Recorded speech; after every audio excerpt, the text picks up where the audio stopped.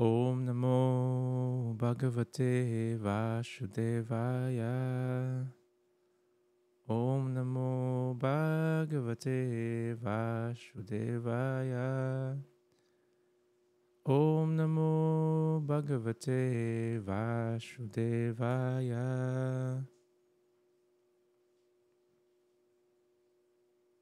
There's a lot of instances na mapupunta tayo sa mga sitwasyon na mahirap alisan.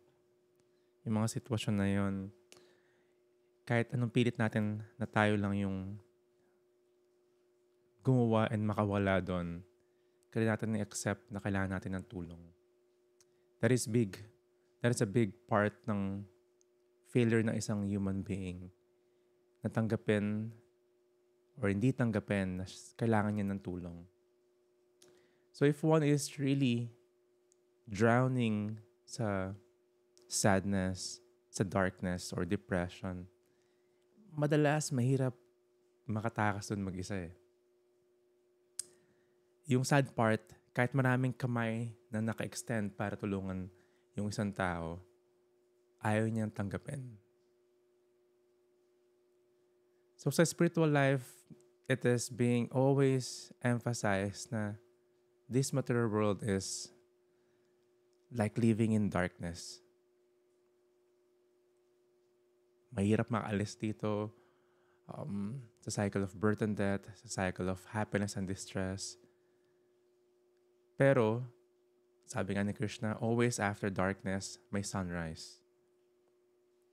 Hindi lang natin makikita yung kung ayaw natin umalis doon sa dark places. And, palagi may gustong tumulong. Laging gustong maligtas tayo. Yung question lang is if gusto ba talaga natin tulungan yung sarili natin. So ayun yung continuation natin sa Bhagavad Gita. We are reading from chapter 5, text number 13. Here, malalaman natin sino ba talaga yung mga causes nung nating happiness and distress. Tayo lang ba yun or may mga ibang elements din na nagka-participate para ma-experience natin itong mga to? Malalaman natin kung sino-sino yung mga doers. Text number 13. When the embodied living being controls his nature and mentally renounces all actions, he resides happily in the city of 9 gates, the material body, neither working nor causing work to be done. So ang gandang pagkasabi dito ni Krishna, the city of 9 gates. Ano yung city of 9 gates? At material body. Bakit 9 gates? Meron tayong 9 holes sa body. 2 eyes, 2 nostrils, 2 ear holes, mouth, genitals, and anus.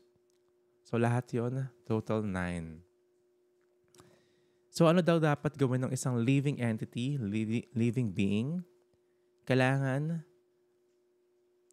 control niya yung nature niya. At the same time, mentally renounces all actions. Sobrang laking effect kapag yung mind ng isang tao is uncontrolled. Pansinin niyo kapag yung isang tao, sobra palagi siyang mag-overthink. Pag nag-overthink siya, yung mga scenarios na nangyayari in real life is magiging superlative sa mind niya.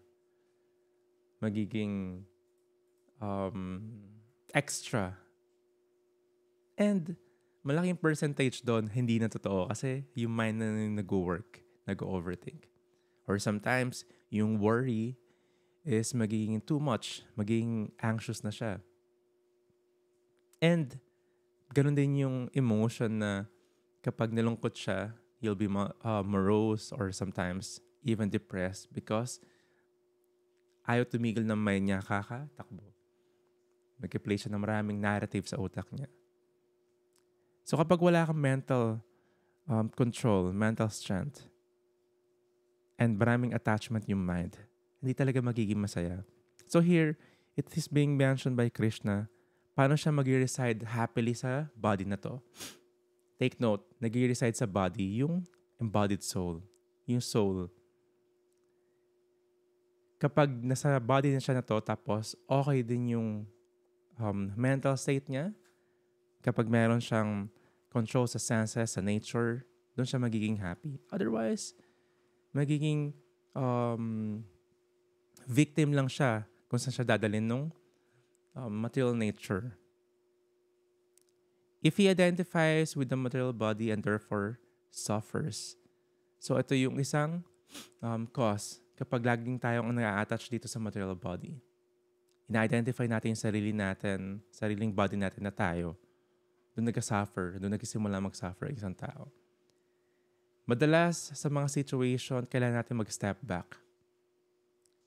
Para maintindihan yung mga bagay-bagay or paano mabigyan ng solution yung isang problema, mag-step back ka. Na hindi ikaw yung sinusolusyonan mo. Step back ka, ibang tao to. Tapos doon mo makikita, okay, ito yung mga nangyayari. Ito yung ginawa ko, ito yung sitwasyon na natanggap nung sarili ko. Tapos ito yung mga reactions niya. Kaya naging ganito yung nag-unfold yung mga scenarios. So, kailangan mo mag-step back. Minsan, hindi natin magawa yun. Kailangan rin ng tulong ng ibang tao para mabigay sa atin yung reality kung ano yung clear na situation. A Krishna-conscious person is free from both the outer and inner activities of the material body. So, paano magiging detached yung isang tao sa mga ganitong mental state or uncontrolled nature and senses? Kailangan maging Krishna-conscious. Ito yung mga diniscuss natin previously na kailangan natin i-dovetail yung mga actions natin, even yung mga results, and maging detached dun sa activities. In that way, magiging happy talaga yung isang tao. If magiging attached ka dun sa mga situations, the process, magiging attached tayo dun sa results, magiging attached tayo dun sa problema, talaga hindi magiging masaya. Kailangan tayo maging detached. So, ito yung isang characteristic ng isang Krishna-conscious person. Kasi nakafocus siya kay Krishna. The rest na mga nangyayari is, inferior na. Secondary na or minsan talagang sobrang layo na. Minsan may problema tayo, kaya natin solusyonan or hindi, nakikita natin siya as inferior, magiging masaya pa rin yung isang tao. Pero pag ilalagay mo yun sa in front of your head, kahit yung maliit na problema na yun, pwede ka mag-overthink sa lahat ng scenario dun sa maliit na problema na yun, lalaki talaga siya. Pwede mo siyang i-romanticize yung mga sitwasyon, tapos wala, kakainin ka na yan. Text 14. The embodied spirit, master of the city of his body, does not create activities, nor does he induce people to act, nor does he create the fruits of action. All this is enacted by the modes of material nature. So yung master of the city of his body, the embodied spirit. So ito yung sinasabi na the super soul, hindi siya nag-act, hindi siya nag-create ng fruits of action. In-enact siya ng material nature. So first is the embodied living being.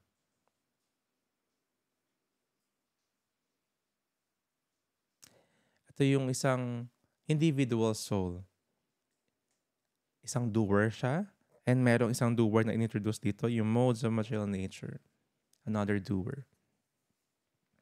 And yung third is isang doer na siya yung the supreme personality of God, the super soul. Makita natin sa text 15. So may tatlong doer. Tayo, the individual soul, si Krishna as the super soul, and the material nature. So tayo, ang role natin is mag-decide. Kung ano yung sitwasyon natin ngayon, actually, ginusto natin to. Nag-decide tayo papunta rito. Either this life or the previous life. Kaya tayo napunta sa sitwasyon na to kasi may ginawa tayo previously. Paano tayo napunta sa ganitong scenario? Good or bad yun, ha? Hindi yung mga good lang tapos yung bad Kapag may hindi tayo gusto nangyari sa atin, ibang tao yung sisisihin natin. Hindi, ito yung ginawa niya sa akin. Unfair sila. No. In a humble position, kapag tinignan natin yung philosophy, lahat naman nangyayari sa atin, ginusto natin, dinesire natin. Or kung di natin ginusto, ito yung reaction na ginawa natin. Ito yung decision making na ginawa natin. Ganun ka-fair yung material nature. So ito yung isang doer. Pero yung material nature, nag-act siya kapag binigyan siya ng sanction ng Supreme ni Krishna. Pag binigyan niya to ng sanction, okay, pwede mo gawin yan or hindi mo pwede gawin yan. Doon siya mag-act. Like yung karma, sige, gawin mo yan, i-release mo yung order na yan. Or hindi, tanggalin mo. Yung sanction na yon galing kay Krishna. Tapos marirelease din ng individual soul uli. Tapos mag-desire na naman siya kung anong reaction or respond niya, anong decision making niya doon. Tapos, syempre, maririnig palagi ni Krishna yon. Si Krishna will always hear kung ano yung desire natin. Pero sabi nga dito, he is aloof from the activities of the body. And the best solution para makaalis dito is to be Krishna conscious again.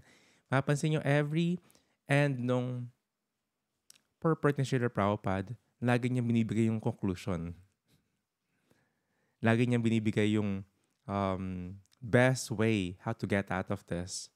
Otherwise, struggling talaga yung mangyayari sa isang tao kasi nakakalito naman talaga eh. It's darkness of ignorance. Paulit-ulit-ulit tayo. Let's read yung 15. Nor does the Supreme Lord assume anyone's sinful or pious activities. Embodied beings, however, are bewildered because of the ignorance which covers their real knowledge. So ito na yung isang characteristic ng isang individual soul. May knowledge talaga siya. Matalino talaga yung isang soul, isang individual. Pero covered ng material nature, yung isang doer. Na-cover niya yon. So hindi siya makapag-decide na maayos.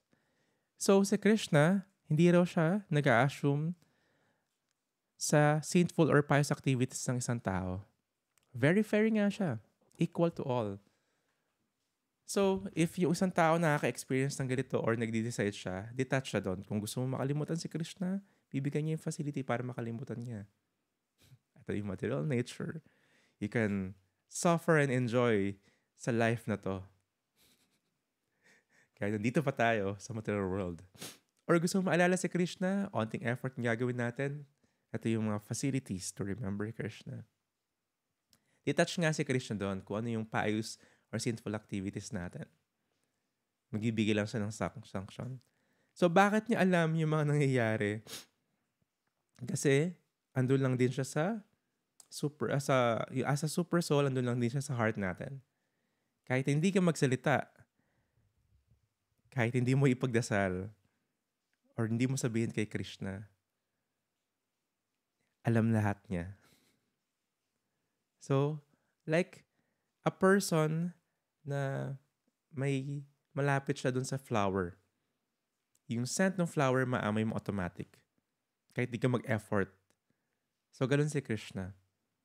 Lagi niya kasama yung individual soul, hindi niya iniwanan, hindi niya tayo iniwanan. Alam niya kagad yung mangyayari. Alam niya kagad yung desires natin. Alam niya yung nasa puso natin. Kasi andun siya sa puso mismo. Nakapuso siya sa puso. Sitting in the heart.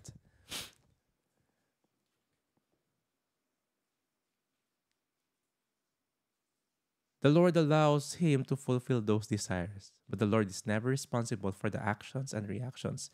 So, hindi mo pwedeng hisihin si Krishna na bakit hinayaan niya mag-suffer ako? Bakit hinayaan niya mapunta ako sa sitwasyon na to? Again, going back, ginusto kasi natin yun. Hindi mo pwedeng sisihin yung material nature. Going back, nag-decide kasi tayo na gawin yon and i-desire yon. Hiniling natin kay Krishna, one or the other. Mahirap isipin kasi hindi lahat naalala natin. Like yung example nga kay Dhruva Maharaj sa Srimad Bhagavatam, na disrespect siya, na insult siya ng stepmother niya. Tapos walang ginawa yung father niya. At the same time, yung stepbrother naman niya, hinayaan lang din. So galit na galit siya, umalis siya. And nag-perform siya ng austerities. Nag-meditate siya for a long time. Imagine a kid, because of that anger, kumukulo nga daw yung dugo niya, red eyes. Diba?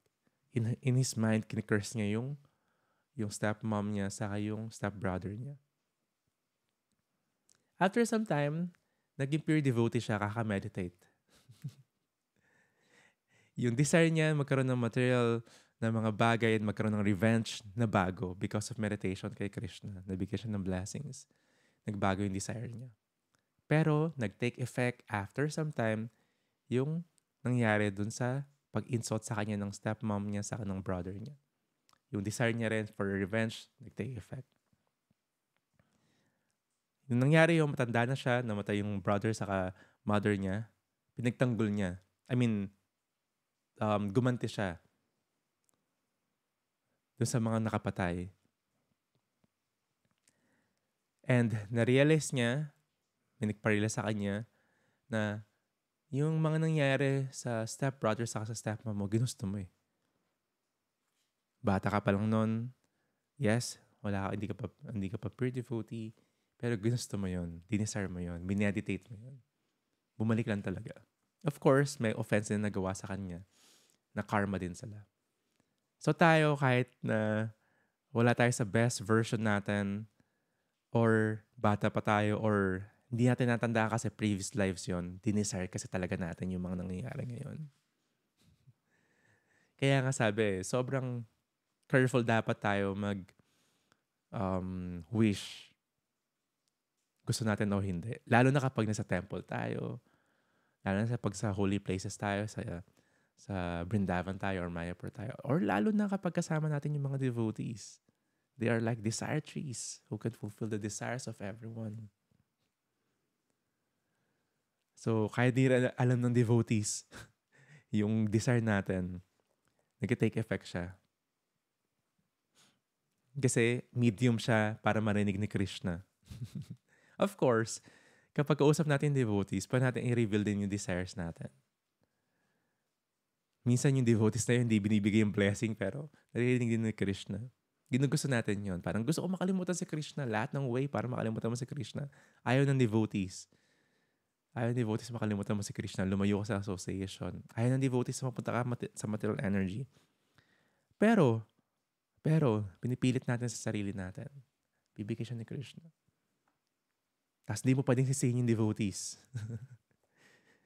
Kasi hindi natin gusto kung paano. Ito yung case palagi.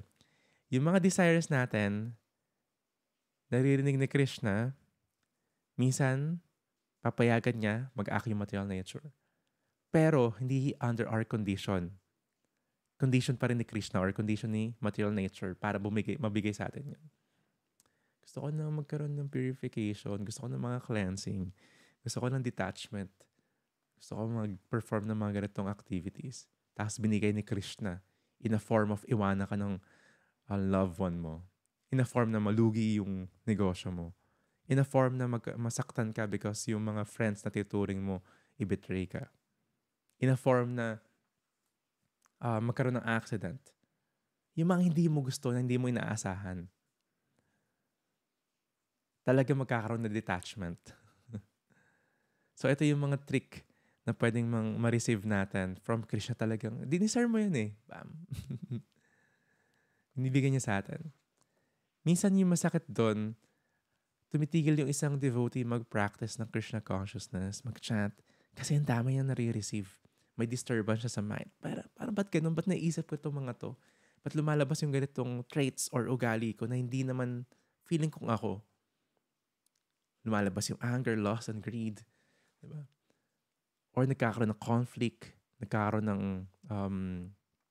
hindi pagkakaintindihan between devotees. Lahat ng yon part ng purification. Actually, good yon. Hindi lang natin makita at that time. And wala lang tayo sa proper mental state. Wala lang tayo sa proper behavior and attitude. Kaya hindi natin matanggap yung purification na yun. Hindi ganun kadali yung purification. Kasi matindi yung attachment natin. Like death. Hindi madali yung death. Gusto ko parang, ulitin ko yung parang yung joke namin ng mga bata kami. Parang, tatanong namin, saan mo gusto pumunta? Sa heaven or sa hell? Siyempre lahat ng mga bata, pagkalaro mo sa heaven, di gusto mong mamatay. So, hindi pwede yun. Hindi ka pwedeng makapunta doon nang hindi ka namamatay. So, same thing. Kung hindi ka ma-purify kapag di mo dadaanan yung purification process. Hindi biro yun. The metals are like even yung gold. May purify siya kapag minelt siya. Doon mo makukuha yung mga impurities. So, same thing with our soul. Purify siya kapag dumaan siya dun sa heart process ng purification. So, that's one way to get out of this. Ma-purify yung desires natin, ma-purify yung mga gusto natin, ma-purify yung mind natin. Again, going back, kailangan yung mind ng isang tao is mentally na in control siya. Going back dun sa first text natin today, kailangan in control siya. Otherwise, hindi. The living entity is completely dependent in his distress and happiness. By the will of the Supreme, he can go to heaven or hell, as a cloud is driven by the air. So because of one's desire, and dependent nga tayo sa happiness and distress, pag nagkapadala lang tayo palagi sa emotion, dadalan tayo kung saan saan. Sabi nga, like clouds being driven by the air. Di ba yung mga clouds na gumagalaw? Ganun lang tayo. Kapag very much attached tayo dun sa emotions, nagkapadala tayo palagi sa emotions. Na-offend tayo, ginawa sa atin to, nabasa mo sa Facebook, galit ka na. Or, nagkatago ako ulit dun sa deep hole of darkness. Dadaling ka talaga kung saan-saan.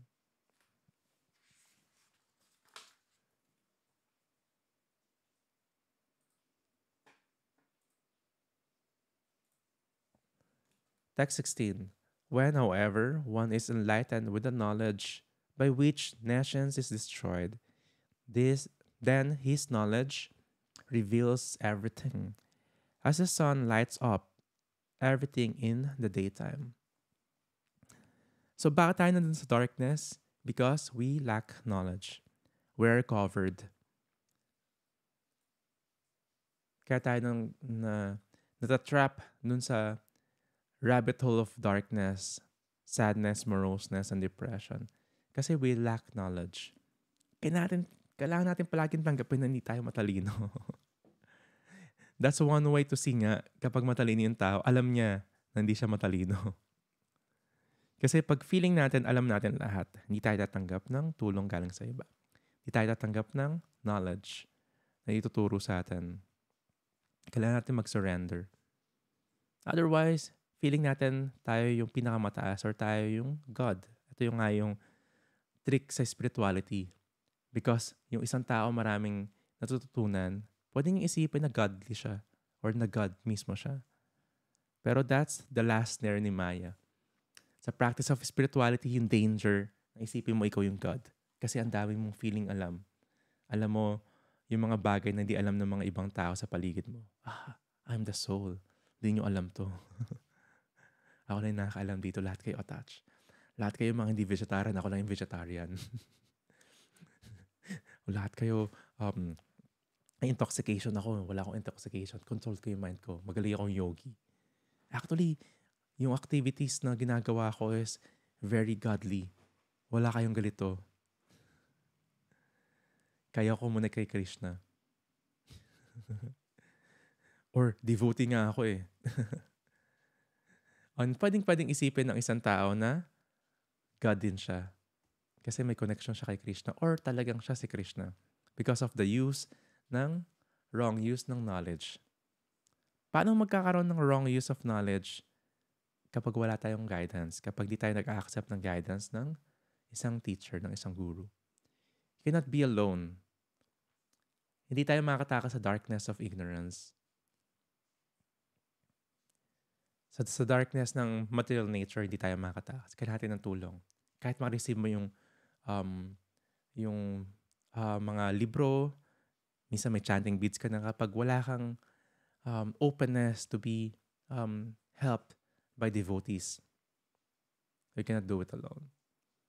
Pwede mo tignan yung libro, basahin mo yung libro para i-criticize mo lang yung mga tao sa paligid mo. The right approach is to receive the help of the spiritual master of devotees.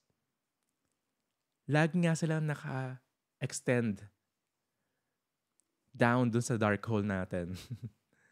Ready para i-pick up tayo. Minsan forcefully. Pero kung ayaw talaga natin, puro tayo denial, puro tayo resistance, hindi tayo makakaalis doon. Like a person who is depressed. Yeah, with all sensitivity and gentleness, yung taong nandun sa darkness of depression, na-experience yung mga bagay-bagay, madalas galing sa ibang tao, yung mga traumas, yung mga unwanted experiences. One way or the other, galing pa rin sa kanya yon in the previous lives para mapunta doon sa sitwasyon. In comparison, makita natin may ibang tao na na-experience yung mga yon, iba nila tinake yung mga experiences kasi iba rin yung decision making nila. So it all boils down kung ano yung magiging decision making ng isang tao. Gusto ba niya umalis doon or gusto niyang magstay doon? Yeah, iba-ibang experience talaga lahat. Pero again, may decision making yung isang tao. One or the other, may maling decision making previously. Bakit napunta doon sa darkness? Parang tayo, ba tayo nandito sa material world? Ito yung pinaka nakaka-depress. Yung material world. Umabot sa point na may pinapanood ko last time. Umabot sa point sa ibang places sa mundong to, sa mga rich countries, na bawal ka magtanim sa garden mo. May kaso ka. Bawal ka magtanim ng gulay, ng herbs. Kailangan full grass lang yan. Umabot na bawal ka mag-collect ng rainwater para gamitin mo sa bahay. Magkakaroon ng case. Hulihin ka. What a waste, di ba? Kung inaaral mo nga naman talaga yung spirituality, tapos papanoorin mo yung mundo ngayon, depressing talaga siya. Sobrang depressing. And kapag kilala mo si Krishna, hindi ka na talaga mag-enjoy din. Feeling mo mag-enjoy ka sa material world. Trying to enjoy, with that even small knowledge of Krishna consciousness, trying to enjoy sarili mo. Mag-enjoy ka materially. Hindi mo magagawa yun. Where we are being processed by that purification already. So, one way or the other, may nagligtas din sa atin dun sa rabbit hole of darkness. May isang kamay na umangat sa atin, naghatak sa atin, nagsagip sa atin. It is our duty na actually tulungan din yung ibang tao na sa darkness. Na nalulunod sa material world. Duty natin yun. Isang way yung para iligtas talaga yung sarili natin is maghatak pa tayo ng mga ibang tao palabas dun sa darkness na yun. The best way and the only way para maligtas yung ibang souls is to give them Krishna. If you give Krishna to them, then the relationship with Krishna will be reawakened. Lahat may real knowledge. Lahat may relationship kay Krishna. Nako-cover lang ng darkness na yun. So yung gagawin natin is to give Krishna, that darkness will disappear. Magkaroon ng light. Just like sunrise. From the long hours in the evening na sobrang dark, darating talaga yung sun rays, unti-unti. Hanggang dumating yung sun. So that's the role of the spiritual master. And the role natin as humble servants is to assist para tayong mga sun rays. Diba? Habang wala pa yung sun, andyan na yung sun rays. Tayong advanced party. Preparing them to be much more surrendered and ready dun sa spiritual master.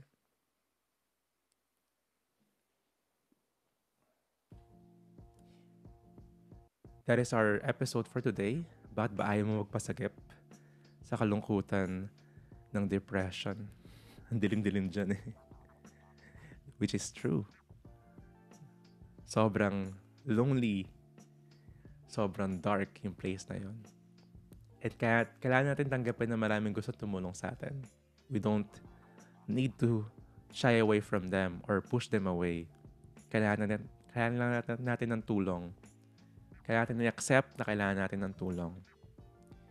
And the best na tulong na marireceive natin is coming from devotees. Coming from the Guru. Again, kailangan natin mag-decide na umalis dito sa material world of darkness and depression na to. Ito yung trick. Kahit andito ka sa material world, kapag tinatry mo maging Krishna conscious, nasa liwanag ka pa rin.